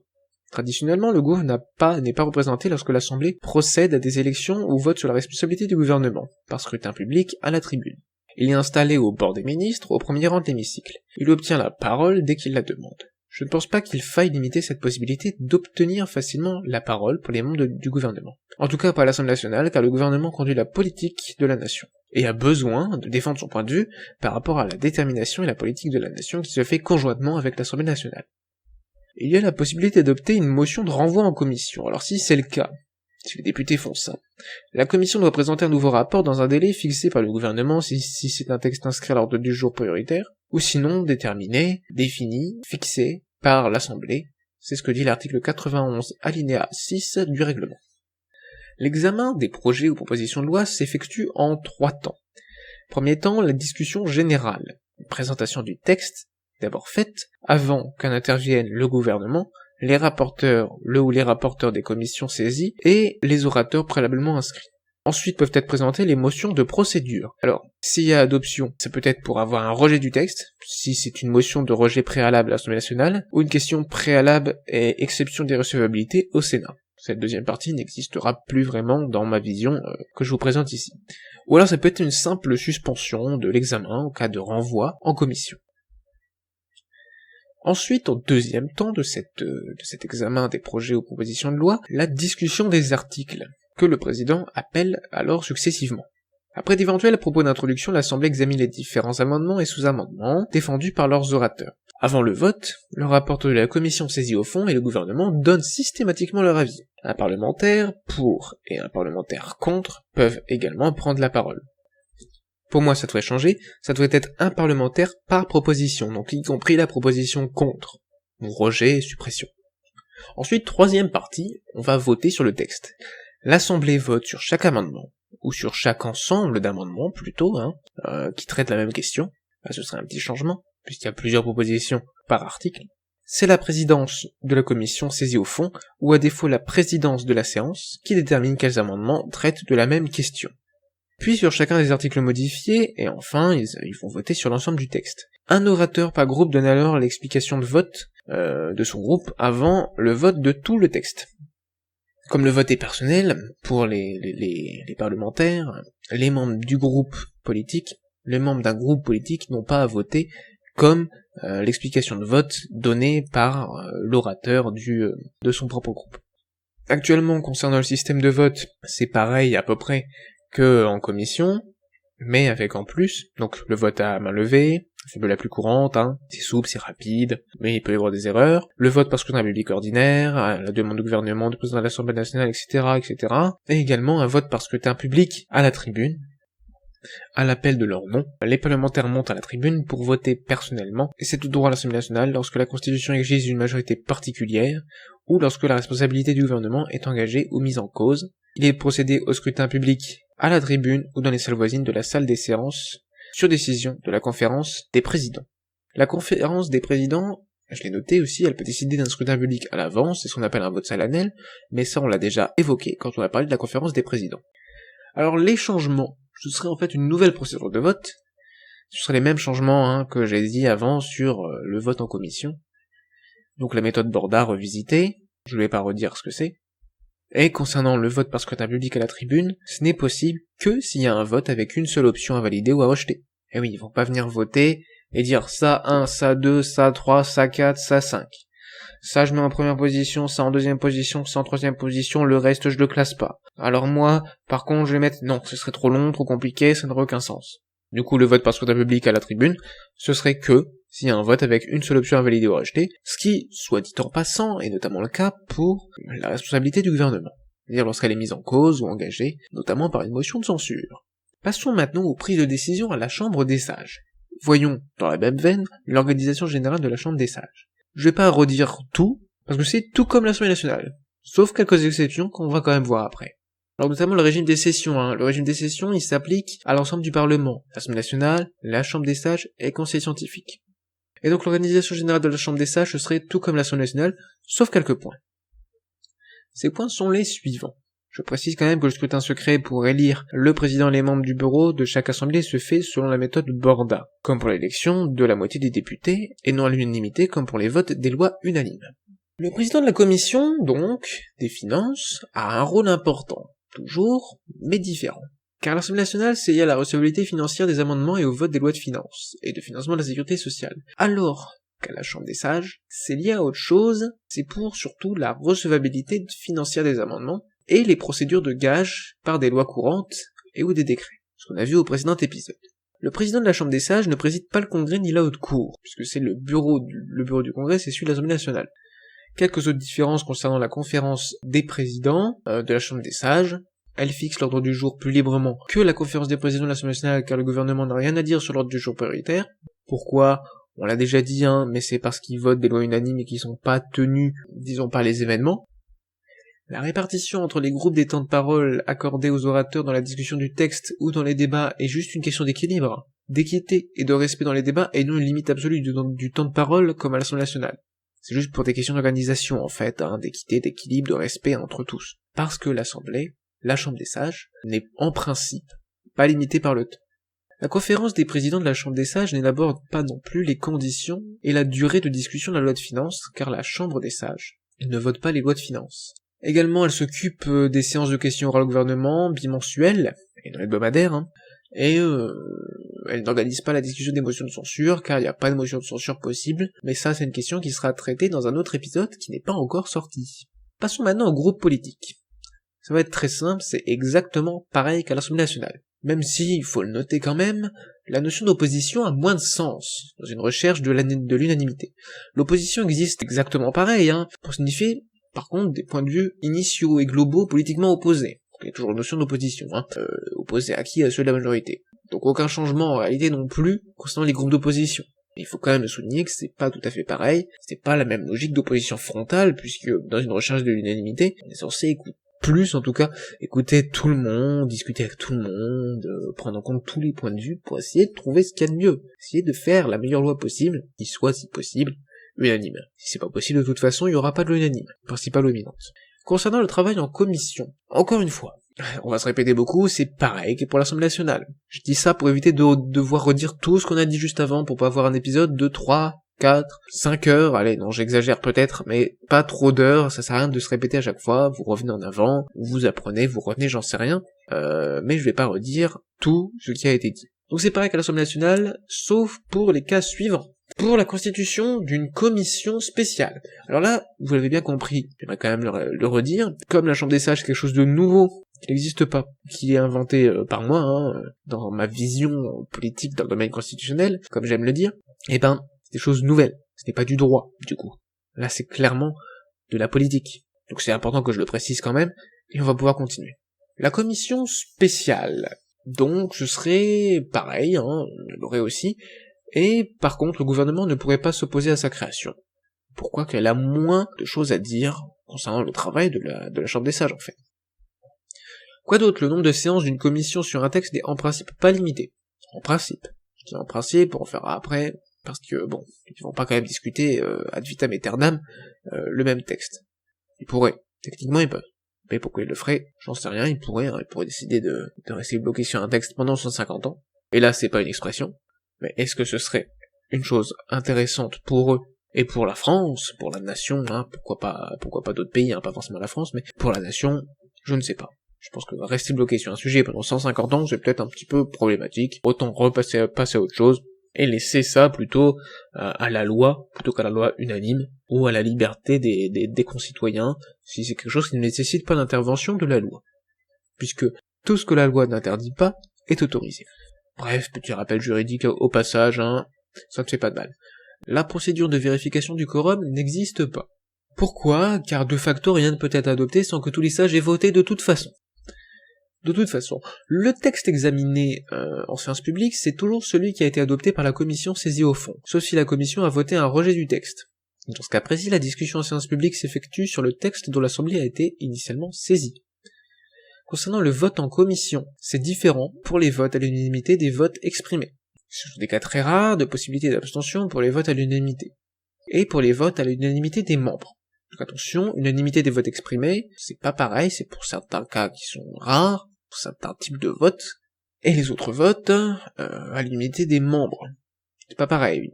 Quand il y a unanimité des votes exprimés, c'est qu'il y a possibilité de pas s'exprimer, donc possibilité d'abstention. Mais s'il y a unanimité des membres, c'est que tout le monde doit s'exprimer. Et les autres cas de vote avec d'autres majorités se votent comme à l'Assemblée nationale, ce qui peut être notamment le cas pour des votes d'ordre interne, d'organisation interne, ou des votes qui ne requièrent pas l'unanimité, donc pas en tout cas pour les votes des lois unanimes.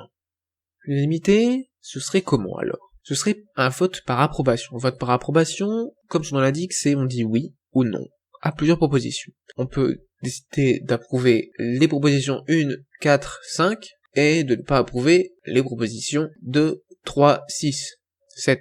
Peu importe, ça dépend combien de propositions, mais voilà, on approuve des propositions, on ne les classe pas, on les approuve juste. Et donc c'est pas la méthode Borda avec l'unanimité, déjà car ce serait impossible à atteindre. Là l'idée c'est que tout le monde doit être d'accord pour que ce soit voté. Donc il suffit juste d'une approbation. Il faut pas qu'il y ait tout le monde qui décide que telle proposition est la meilleure. Il suffit juste que tout le monde soit d'accord pour que cette proposition-là soit mise en œuvre. Ce qui est déjà très très très dur à atteindre. Parce que dans un vote à la méthode Borda classique comme je l'ai évoqué, on peut très bien être d'accord pour que les propositions 1, 2, 3 et 4 soient mises en œuvre, mais décider de préférer la 1, puis la 3, puis la 2, puis la 4. Ou la 3, puis la 2, puis la 1, puis la 4. Ou la 4, puis la 2, enfin voilà. On peut décider que ces 4-là soient bonnes et soient à mettre en œuvre, mais on préférait quand même une parmi les 4. Et dans ce cas-là, si on les classe, eh bien, même si tout le monde est d'accord pour que les 2 premières, disons, soient mises en œuvre, dans ce cas-là, il n'y en a aucune qui sera mise en œuvre.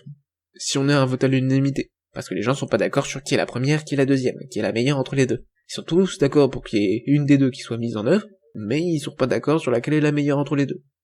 Voilà, ce serait pas comme ça. Ce serait par approbation. Et dans l'hypothèse où plusieurs reçoivent l'approbation, plusieurs propositions reçoivent l'approbation de tous, dans ce cas-là, il pourrait y avoir un autre vote qui départage les deux, ou les 3, ou les 4, mais c'est quand même des cas vraiment très très peu probables. D'obtenir déjà l'approbation de tout le monde sur une proposition, dans une assemblée, c'est déjà quasi mission impossible. Et c'est pourtant la mission de la Chambre des Sages.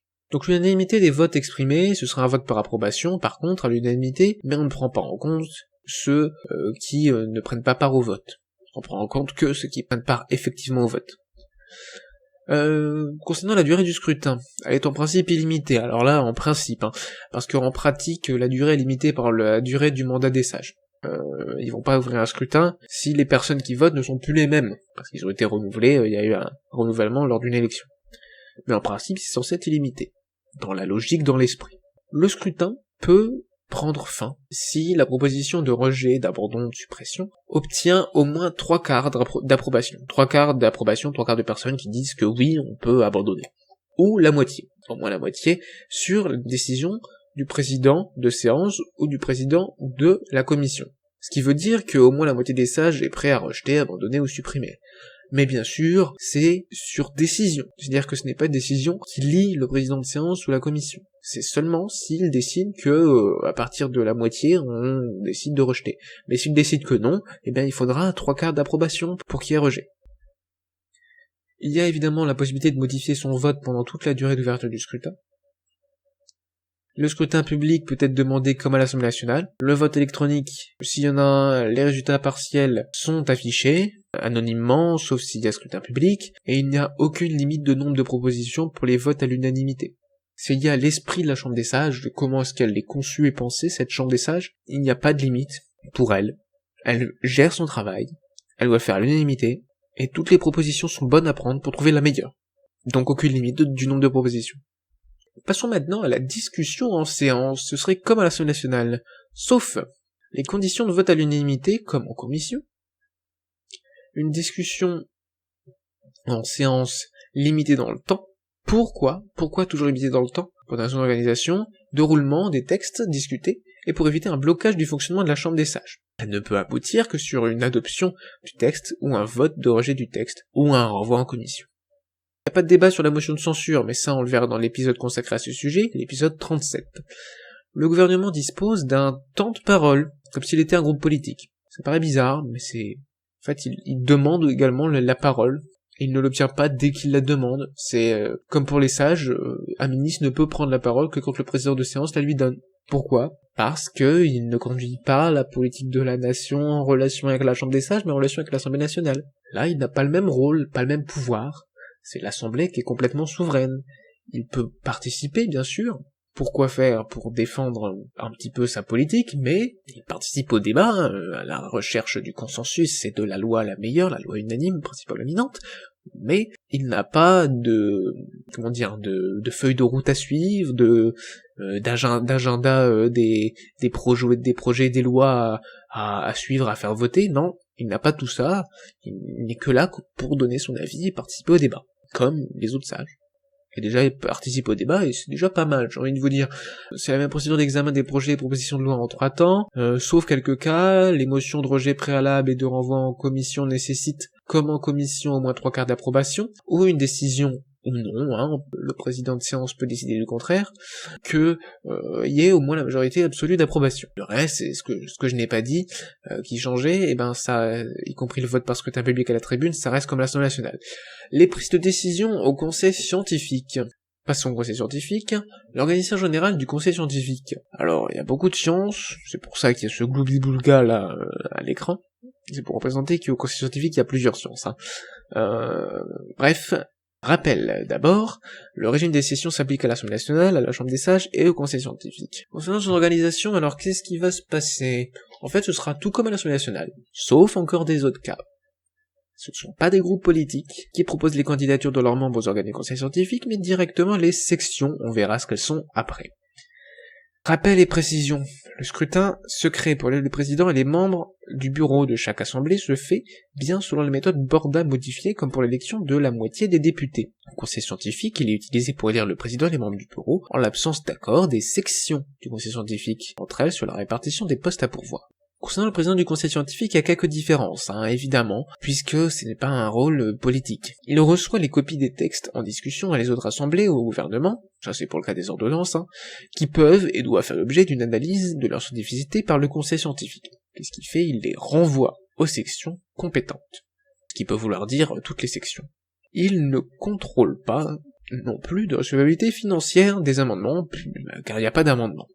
Tout simplement. Il ne peut pas faire la loi. Il est chargé de contrôler, comme les présidents de section et les présidents de séance, l'absence de recommandations et de décisions politiques dans les conseils, critiques, remarques, préavis de veto et veto scientifiques. Les décisions et communications susceptibles d'affecter le mandat au statut des conseillers qu'il reçoit sont parfois différentes de celles que reçoit le président de l'Assemblée nationale, comme les décisions du Conseil constitutionnel en matière de bonne tenue du tirage au sort et non de l'élection. Il n'y a pas de réception d'adhésion au groupe politique, déclaration de rattachement au parti pour financement d'aide publique, aux formations politiques, évidemment, puisqu'il n'y a rien de politique là-dedans. Les pouvoirs propres du président du conseil scientifique sont différents et sont moindres et différents, dont ceux de nomination, notamment il y a lecture au conseil scientifique, les messages potentiels du président de la République, saisine du comité consultatif national d'éthique pour sciences de la vie et de la terre, et de la santé, et possiblement d'autres pouvoirs propres qui sont à inventer, qui ne relèvent pas de la politique, et qui ont un lien avec des aspects scientifiques. Concernant le bureau, il est constitué de conseillers scientifiques issus de toutes les sections du conseil scientifique dans des proportions équivalentes. Les services du conseil scientifique n'ont pas pour tâche d'aider les conseillers scientifiques dans leur travail législatif, car ils ne font pas la loi, mais ils les aident dans leur mission de contrôle, de conseil et d'évaluation des politiques publiques d'un point de vue scientifique. Ils ont aussi pour tâche d'assurer, sous contrôle des questeurs, la gestion administrative et financière du conseil scientifique. Concernant la conférence des présidents, je vais vite, je sais. Mais c'est parce qu'on a déjà vu un peu tout, il y a juste quelques différences à préciser. Il prépare l'organisation du travail du conseil scientifique en séance publique, fixe l'ordre du jour, réunit une fois par semaine en période de session sous l'autorité du président du conseil scientifique les 6 vice-présidents, présidents des sections et le cas échéant les présidents des sections spéciales. Le gouvernement est généralement représenté par le ministre chargé des relations avec le Parlement qui transmet à la conférence les prévisions du gouvernement pour 3 semaines. Le programme de travail ainsi établi pour la semaine en cours et des suivantes est publié au journal officiel de la République française, ça ne change pas. La commission de répartir entre les sections et les conseillers les temps de parole accordés aux orateurs dans la discussion du texte et des débats, et de veiller à ce que les discussions et débats avancent dans les temps pour permettre, si nécessaire, les votes des préavis veto et veto scientifiques. La conférence est compétente pour organiser les séances mensuelles de questions orales au gouvernement. Il décide également de procéder à un vote parce qu'on a public sur certains textes et fixe la date. Qu'est-ce qui s'applique pas au conseil scientifique concernant le régime des sessions? Il y a quand même un truc qui s'applique pas. L'article 18 ne s'applique pas au conseil scientifique, car cet article prévoit que les deux assemblées sont réunies spécialement hors session pour entendre une lecture du président de la République, soit un message à chaque assemblée, soit au Parlement réuni en congrès. Et le conseil scientifique peut aussi être réuni pour entendre un message au président de la République. Mais surtout pas avec les deux autres, qui ont un rôle politique, les autres qui sont réunis en congrès. Le reste concernant les sessions est identique, comme je l'ai déjà dit, mais le conseil scientifique n'est surtout pas en congrès, il ne se réunit pas avec les deux autres assemblées, car ils n'ont pas le même rôle. Les deux autres ont des rôles politico-philosophiques, lui a un rôle scientifique. Tout ce nom le conseil scientifique. Qu'est-ce que ce sont que les sections du conseil? Les sections du conseil scientifique sont, pour les sections permanentes en tout cas, en fait c'est pareil pour les sections spéciales, sont l'équivalent des commissions permanentes des deux autres assemblées, mais regroupent les conseils scientifiques selon leur domaine scientifique d'expertise. Il pourrait y avoir, par exemple, ça ce n'est pas figé, ce n'est pas fixé, une section des sciences économiques, une section des sciences physiques, une section des sciences chimiques, une section des sciences sociales, une section des sciences de la vie, hors médecine, une section des sciences de la terre, et une section de la médecine. Voilà, par exemple. Pour y en avoir d'autres, là ce sont juste des exemples. Ces sections reprennent les domaines choisis pour le tirage au sort des conseillers scientifiques, et pour les conseillers scientifiques, ils ne peuvent siéger que dans leur section de compétences. Quelqu'un qui est compétent en SVT, en sciences de la vie, allez disons, ne va pas siéger avec ceux compétents en sciences économiques. c'est logique, ils sont là pour donner leur expertise, ils sont là grâce à leur expertise, du coup ils ne vont pas aller chez les autres, discuter des choses qui ne les concernent pas et donc qui ne sont pas compétents. Ils peuvent également, par contre, siéger dans les sections spéciales, également, en plus de leurs sections permanentes. Les sections spéciales regroupent les membres de plusieurs sections, ils peuvent être créés pour des questions problématiques, difficiles, qui nécessitent des avis de plusieurs sections. Ce qui n'est pas toujours le cas quand le texte analysé est analysé par plusieurs sections compétentes. Autrement dit, ce n'est pas car un texte peut et doit être analysé par plusieurs sections, sur différents domaines, qu'une section spéciale doit nécessairement être formée. C'est seulement si des questions réellement problématiques et difficiles dans plusieurs domaines. C'est des questions, une partie de la loi doit être analysée en termes de sciences économiques, l'autre concernant des sciences physiques, cette même partie-là qui a déjà été vue en sciences physiques doit aussi être analysée en sciences de la vie, l'analyse se fait, et c'est bon. Par contre, s'il y a des questions vraiment problématiques qui sont difficiles à résoudre pour les sections, et qu'ils ont besoin de se réunir ensemble pour discuter de tout ça, ils peuvent créer des sections spéciales. Chaque section détermine son règlement intérieur, dispose de locaux et d'un certain nombre de collaborateurs chargés d'assister les conseillers dans leur travail. Les sections permanentes, donc pas les spéciales, proposent les candidatures de leurs membres au bureau du conseil scientifique. Chaque président de section permanente ainsi que le président et les vice-présidents du conseil scientifique peuvent demander la création d'une section spéciale. Et au début de la législature, qu'est-ce qui se passe? Chaque session se voit attribuer un secteur dans l'hémicycle. À l'intérieur des secteurs qui leur sont réservés, les sections répartissent librement les places entre leurs membres. Un peu comme à l'Assemblée, mais là, pas au niveau des groupes politiques, mais au niveau des sections, qui en fait se répartissent en fonction de leur domaine. Concernant le travail des sections, comment est-ce qu'elles travaillent? Le conseil scientifique sera chargé de déterminer dans son règlement comment le travail des sections s'effectuera. Néanmoins, on peut déjà proposer que les points suivants soient respectés. Tout texte soumis à l'expertise du conseil scientifique devra préalablement être examiné au moins par une section et faire l'objet d'un rapport écrit avant de venir en discussion en séance publique. Sinon ça sert à rien. Si ça n'a pas été analysé avant. Les sections du conseil scientifique peuvent se saisir de tout texte reçu par le président du conseil scientifique si celui-ci ne leur a pas envoyé. Mais qu'elles jugent que ce texte comporte des parties qui doivent faire l'objet de leur analyse scientifique particulière à leur domaine. Elles peuvent aussi se dessaisir d'un texte si elles jugent qu'elles n'ont rien à analyser par rapport à leur domaine scientifique. Chaque section est dirigée par un président et un bureau. Les rapporteurs, quant à eux, exercent une mission temporaire limitée à la durée d'examen du texte pour lequel ils ont été désignés, c'est-à-dire éclairer les travaux de la section sur le texte proposé, et élaborer des conseils, des remarques, des critiques, des avis, des brefs de veto ou veto scientifiques qu'ils jugent nécessaires. Il y a l'audition par section possible des ministres concernés ou de personnalités compétentes qui peut être organisée. Le nombre, la publicité de ces travaux et des rapports évidemment, le nombre et le temps des séances est limité par l'ordre du jour prédéfini, défini à l'avance par la conférence des présidents. Il y a des procédures de décision qui devront être similaires à celles dont a l'habitude la communauté scientifique. S'il devait y avoir des votes, le consensus scientifique serait la règle, sauf pour les votes liés à l'organisation interne, et devrait donc au moins être à la majorité absolue, mais pas à l'unanimité. Pourquoi? Car le consensus scientifique, une vérité scientifique a toujours besoin de contradicteurs qui la confrontent régulièrement à de nouvelles épreuves. C'est pour ça qu'il n'y a pas l'unanimité. Passons maintenant à la discussion en séance. Le conseil scientifique sera chargé de déterminer, encore une fois dans son règlement, comment les discussions et le vote en séance plénière s'effectueront.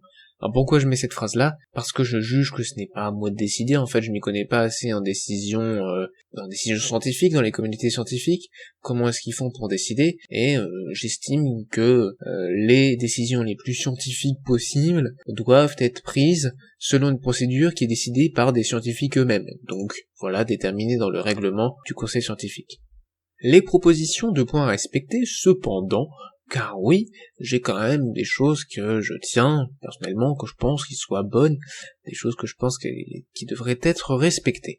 Alors les propos tenus en séance publique sont retranscrits par des fonctionnaires spécialisés, je pense que c'est une bonne chose de garder ça, c'est-à-dire des rédacteurs des débats qui établissent leur compte-rendu intégral, publié au JERF, dans le délai de quelques jours, des secrétaires des débats qui établissent aussi un compte-rendu analytique, plus concis publié 3 heures après la fin de chaque séance, mais ça on l'a déjà vu, ce serait un peu la même chose, et ce serait intéressant d'avoir toujours ça. Les conseillers scientifiques prennent la parole, quand le président de séance la leur donne, soit depuis leur place pour des interventions courtes, soit depuis la tribune pour les interventions dans la discussion générale d'un texte ou les débats sur une déclaration sur un préavis de veto ou veto scientifique. Le gouvernement peut être présent durant les séances pour répondre à des questions, pour défendre sa position, celle de l'Assemblée nationale ou celle de la Chambre des sages. Oui, pour défendre sa position, celle de la haine ou celle de la Chambre des sages. Pourquoi il aurait ce rôle-là? Parce que, déjà, il a une compétence technique plus précise qu'un député, et c'est aussi lui qui conduit la politique de la nation, et dans ce cas-là, il doit défendre que telle proposition, telle loi, tel article est politique, respecte bien la science en vigueur, les connaissances scientifiques en vigueur, je veux dire, et qu'il n'y a donc aucun problème là-dessus, qu'il n'y a aucun veto, ou dire tout simplement que c'est une décision politique qui a été prise par l'Assemblée nationale de s'en foutre, on va le dire brutalement, oui je sais c'est peut-être un peu vulgaire, de s'en foutre très clairement du réchauffement climatique, et d'adopter cette loi qui est absolument climaticide. Voilà, ça peut être un point de vue politique. Si c'est politique, si c'est un choix politique, il n'y a aucun veto scientifique à mettre. S'il y a une décision de faire n'importe quoi qui est d'un point de vue scientifique, mais que politiquement c'est une décision qui a été prise et qui se justifie politiquement par le fait que on s'en fout de la changement climatique, ou je sais pas, on s'en fout de la crise économique, ou on s'en fout des effets sociaux, enfin voilà, eh bien dans ce cas-là, il n'y a rien à dire pour les conseils scientifiques. Par contre, si une loi dit on veut lutter contre le réchauffement climatique et qui décide de relancer des usines au charbon et de demander à ce que les véhicules soient le plus lourds possible avec des moteurs qui crachent le plus de CO2, ce serait absolument ridicule et débile, on est d'accord, mais c'est un exemple, là forcément il y aurait veto scientifique. En tout cas d'abord préavis de veto pour dire attendez, je ne comprends pas trop là, c'est quoi ce bordel, qu'est-ce que vous faites, lutter contre le réchauffement climatique en faisant en sorte qu'il y ait plus d'émissions de CO2, on ne comprend pas trop, d'un point de vue scientifique ça n'a aucun sens, messieurs dames. Là c'est possible. Parce que c'est contraire à la science, aux connaissances scientifiques qui sont actuelles, et qu'il y a eu un message politique de faire en sorte d'avoir cet objectif-là, cet objectif de lutter contre le changement climatique.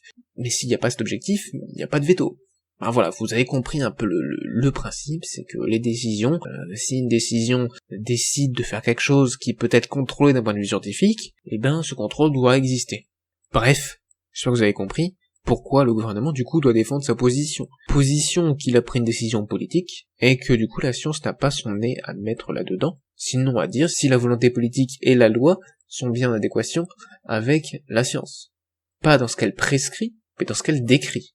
Je sais pas si c'est tout à fait clair, si vous avez d'autres questions pour en discuter dans les commentaires, mais il faut bien comprendre que ça dépend de l'objectif politique. Ce n'est pas car la science dirait qu'il faut lutter contre le changement climatique qu'il le faut. C'est une décision politique. La science dit l'état du monde est ainsi, si on veut faire ça, il faudrait faire ça. Mais si on ne veut pas faire ça, il n'y a pas de raison de faire ça.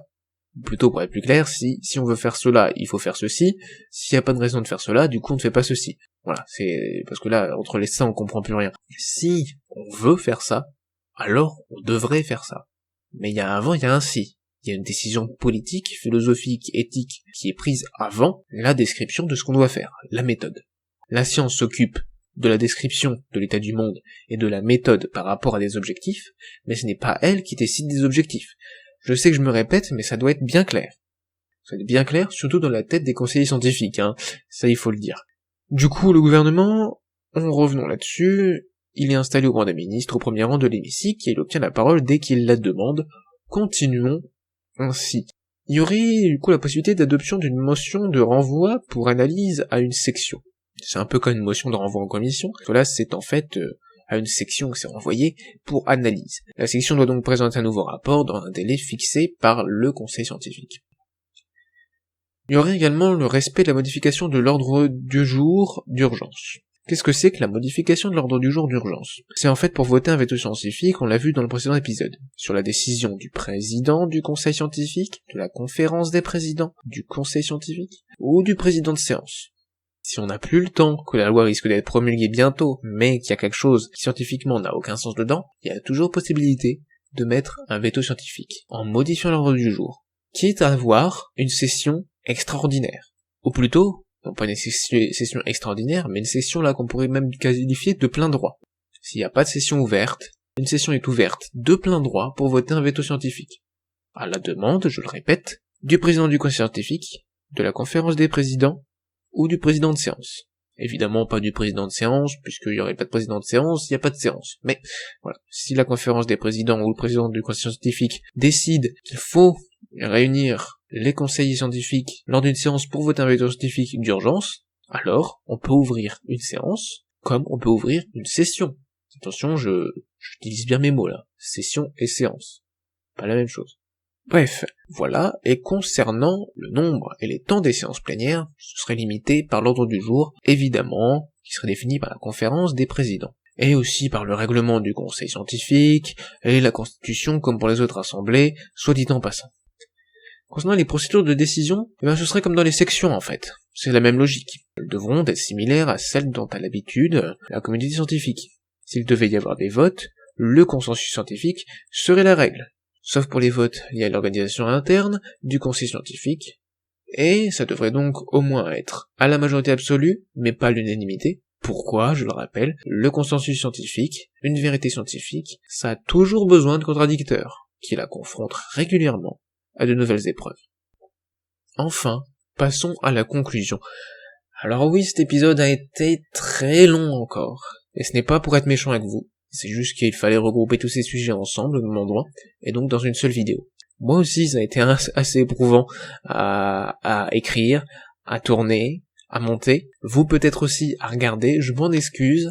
Si vous avez des questions, des choses pas comprises, vous pouvez re-regarder des petits bouts, vous pouvez poser des questions en commentaire, j'essaierai d'y répondre si je suis encore là. Normalement, ça devrait être le cas encore quelques années après la sortie de cette vidéo. Et en tout cas, j'espère que vous avez réussi à suivre. J'étais peut-être un peu rapide par moment, et pourtant, on a encore une vidéo de plus d'1 heure, je ne sais pas encore combien de temps, parce que j'ai pas encore fini le montage puisque je suis en train de tourner, mais probablement pas loin d'1 heure et demie également. Je vous remercie d'avoir regardé cet épisode, et pour conclure, j'aimerais rappeler ce qu'on a vu aujourd'hui, parce que c'était très long, c'était il y a plus d'1 heure pour vous, si vous avez regardé tout d'une traite, bravo en tout cas, bravo, et si vous l'avez fait en plusieurs fois, c'était il y a un petit moment déjà peut-être. Donc on a vu les prises de décision en fait à l'Assemblée nationale, avec l'organisation générale de l'Assemblée nationale, donc règlement, contrôle de constitutionnalité, vote d'une résolution, 4 groupes politiques et organes de l'Assemblée nationale, le scrutin secret, en 5, 6 présidents de la haine, président de séance, bureau et questeur, conférence des présidents, et les sessions ordinaires, extraordinaires et de plein droit. On a expliqué tout ça. Ça fait beaucoup de choses, c'est pour ça que c'était aussi long, parce que cette partie-là a pris beaucoup de temps. Pareil, ensuite les groupes politiques, le travail en commission, et la discussion en séance concernant l'Assemblée nationale. Ensuite, on a vu la même chose concernant les prises de décision à la Chambre des sages, avec les modifications par rapport à la règle, disons, à ce que j'avais établi, ce que j'avais expliqué avant pour l'Assemblée nationale, avec toutes les petites différences qu'il y a en fait entre les assemblées. Donc pareil, pour l'organisation générale de la Chambre des sages, les groupes politiques, le travail en commission et la discussion en séance. On a fait la même chose ensuite, avec peut-être plus de modifications, même je crois plus de modifications, puisque c'est encore plus différent, puisque c'est pas la même, c'est une assemblée, c'est une chambre qui a pas la même nature, puisque elle a une nature scientifique. Les prises de décision au conseil scientifique, on a vu les mêmes points, et ici l'organisation générale du conseil scientifique, les sections, et pas les groupes politiques, le travail des sections, qui du coup, il n'y a pas de groupe. Dans les autres assemblées, il y a commission et groupe politique, c'était deux choses différentes. Là, les sections du conseil, le regroupement des conseils scientifiques se fait par sections, qui sont en fait des commissions elles-mêmes. Bref, les commissions, qu'on appelle sections du coup, puisque c'est pas la même chose. Et également la discussion en séance, qu'on a vu. Et donc maintenant, on va se poser la question, enfin, comment est constitué le gouvernement? J'ai parlé de ministre, j'ai parlé de premier ministre. De qui parle-t-on en fait? C'est quoi un ministre? C'est quoi un premier ministre? Est-ce qu'on doit garder un premier ministre? Est-ce qu'on doit garder des ministres? Est-ce qu'il n'y a pas d'autre chose? Les hauts commissaires? Les secrétaires d'État? Peut-être des mots que vous avez déjà entendus. On en parlera dans le prochain épisode. Par qui? Eh oui, est-ce qu'ils sont nommés? Est-ce qu'ils sont élus? Par qui? Le président? Les députés? Ce sont toutes les questions dont nous allons essayer d'apporter une réponse, à la fois dans ce qui se passe actuellement, dans ce qui existe actuellement en France pour la constitution de la 5e République, et aussi pour ce que moi je pense qu'il faudrait qu'il y ait, donc dans le cas de cette série, qui je le rappelle est une série politique avant tout, puisque je vous présente ma vision politique dans le domaine constitutionnel, même si je dois m'appuyer pour cela sur ce qui existe déjà, notamment en France, et donc c'est pour ça que je vous explique en même temps des points de droit, des points qui existent actuellement, de la Constitution française. Je vous remercie à toutes et tous d'avoir regardé en entier, bravo si vous l'avez fait, cette vidéo. À bientôt pour la suite, où on va attaquer enfin l'exécutif un peu plus en profondeur. On a vu un petit peu la surface, quel est son rôle, mais on n'a pas vu encore la Constitution, et c'est pour ça qu'on va le voir juste après cet épisode, l'épisode 28. Merci beaucoup, c'était Elsker, à bientôt.